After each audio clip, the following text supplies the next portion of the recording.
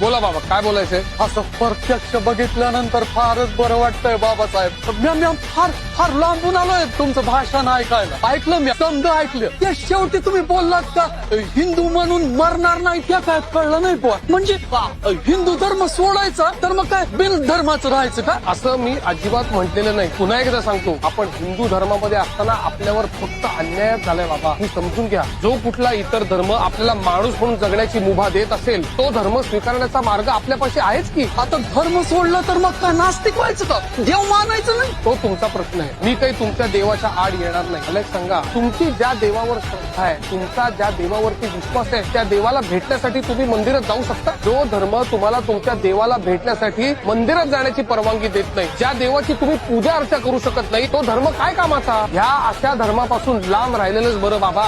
आपल्याला पशुप्रमाणे जगणं जर का सोडायचं असेल तर धर्मांतर हा एकच पर्याय.